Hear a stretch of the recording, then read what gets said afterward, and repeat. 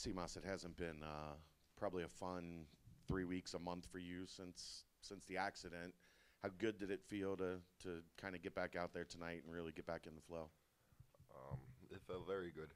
And yeah, like you said, it's been frustrating. Really the whole season I've been dealing with little kind of tweaks and injuries that I never had, not only in my college career but in my life, I'd say. So it's really been frustrating, but yeah, I'm happy. I'm happy to be back, to be able to practice right now, and hopefully turn a corner right now. How close do you feel like to being back to 100%? Or Very is that close. not happening this year? Very close. Probably not this year, but I got you in 3 days. John, down 8 at the half. What was the message from Wes as far as defensively? It seemed like you guys were struggling to defend the paint. Yeah, he said like in the second half, Davis in the second half. I think we all kind of knew. Honestly, he didn't talk that much about defense in the locker room, did he? Like he said, I mean, it was mainly about offense, just getting the ball to both sides, like change sides of the floor. But I think we kind of knew as individuals and as a team, like we had to take on the challenge. I think they were kind of going at us one-on-one. So, like, we all men here. So, you want to just accept your challenge. You know what I'm saying? Guard your guy, guard your yard. I think it was more about that. He touched on defense a little bit, but I think it was kind of like he already knew that, the kind of guys that we have in our locker room, high-character guys. So I think he figured we would respond, and, that's what happened. So I'm glad we did it. John, you guys go on a big run in that second half. What's the key to finding that consistency and stacking those possessions on both sides of the ball? I think our defense is our superpower. Whenever we play with activity and we're flying around, getting deflections, getting loose balls, that kind of gets our offense rolling because we get to get out in transition, run, get easy baskets, and then it was great to see Simas knock down a bunch of shots. That's what he does. So it was good to see him, and then everybody just got going. I think it starts on the defensive end for us, and so we kind of need to continue to try to work at it every day to make that our identity. Simas, you hit tied a career high with 5 made threes tonight. How is the shooting stroke feeling to go along with the shoulder, and just overall, how is that kind of coming along over the last week? Shooting feels good. It always has. So that's not a problem really. It was just about being healthy enough to practice and get my reps in. So yeah, I feel good in terms of my shot. Yeah, I wish I I wish I affected the game in more ways because 5 threes. I'm not always gonna shoot like that. I might have some bad shooting days, so I got to be able to do other stuff out there for my team too. John, 18 points, 6 of 8 shooting. What was working for you on the offensive end tonight? It seemed like you were being a little bit more aggressive on that side of the ball, but we know what you get on the defensive end. How key was it for you to get going on the offensive side here tonight? Yeah, it was just I think the ball just found me in opportune places. My teammates found me, and just playing with confidence. I think that was one thing that Coach West said that in the locker room. We need to just step up and make shots, play with confidence. This is a program we put the work in every single day. Guys are working. Guys are in and out of the gym, getting better. So, kind of for me and for everyone, just about playing with confidence, being aggressive, and just stepping up to the plate. John, you've been here long enough to know the passion of a Bearcat fan, and you guys heard some of that late in the first half. When West calls the timeout, they go on a 10-0 run. You heard the boos. Yeah. You heard the boos coming off the court at halftime. What's your reaction when you hear that? My reaction, man, they care a lot here. They care a lot here. I'm thankful to be a part of a program where fans care that much. I mean, no one likes to be booed, but the fact that they even care tells us that we need to step our game up. Then we need to do something different. So I don't take things like that to heart. That just shows me that they care.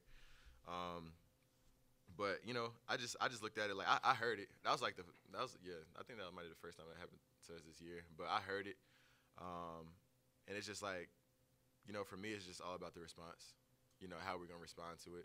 Obviously they love us. They want to see us play a good brand of basketball, and we weren't doing that in the first half. So, I'm glad we responded, and, it's not always ideal, but, it's good to know they care. Simas, you made the three. I think you went to the timeout at 54-46, but that was the one I saw you throw your hands up in the air. Can you describe that feeling? Maybe you do that on all of them. That's the only one I saw. But did you feel like tonight, people were getting the Simas that everyone figured they'd get?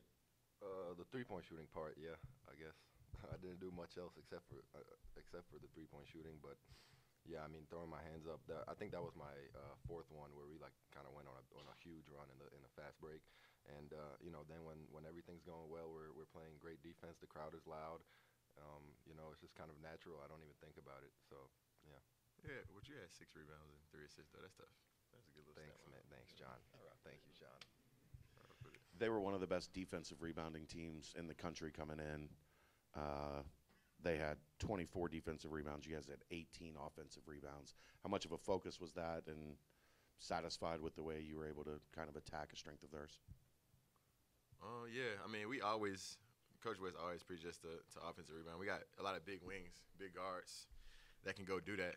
Dan Skillings, he's like, I don't know how he does it. He has like a crazy talent to just go get the ball. He got a nose for the ball, long arms, athletic. Me, Simas, we got big guys down low. Like, we have a bunch of rebounding weapons. So that's kind of our thing. Yeah, but we just wanted to focus on us. We knew that pretty much every game teams are going to crash hard. It's college basketball, but we just want to focus on what we do, really. Try to do that to the best of our abilities. When you guys kind of know or find out right before the game that they're not going to have their 2 best offensive players, 2 top scorers, does that kind of throw a wrench in what you guys were trying to do in the first half, and then you can adjust better in the second half, or was that just execution and effort on your guys' end that you cleaned up in the second half? I don't think it changed anything for us in the first half. The first half was mainly just us coming out like a daisical and not playing like we were supposed to. In terms of their 2 best players being out, like I said, it doesn't really change much. We still came into the game with the same mentality, and just the fact that the matchups are different and the scout is different. But I'd say the main thing for us was just we had to take it personal after the first half, and they really kicked our butts. John, Evansville shoots 13 free throws. Progress from the past few games for you guys. Coach Norris talked about the emphasis and practice on that. What is going on in practice? How are you guys kind of taking that into have better technique and be in a better defensive position down low in the paint? Yeah, I think in practice we started to lock back in on our defensive drills, finishing the D, guarding our yard. I think we still could have did that a little better tonight, but I think he kind of makes it like a personal battle. Like, it's another man in front of you. It's a challenge. You got to take on that challenge. And just, going into league play, we know we can't have nights like that where we're just fouling all over the place. We'll get blown out. You know what I'm saying? It's the Big 12. Guys are going to make free throws. We can't put guys on the line like that. So I think it's kind of just the emphasis in practice and then the common understanding that, we got to be better going forward. Simas, after I think it might have been your 5th 3, you were going back and forth with the guy that kind of hit you in the face. What was that like? Just accepting the challenge, or? I have no idea. I don't remember really. Like I said, when the energy's flowing and I make a shot, everything kind of comes natural. I'm not even thinking about what I'm doing. And I guess getting hit in the face 3 seconds before that also kind of helped. But I can't tell you really what's going through my head at that point. Get back on defense is probably, the main thing. But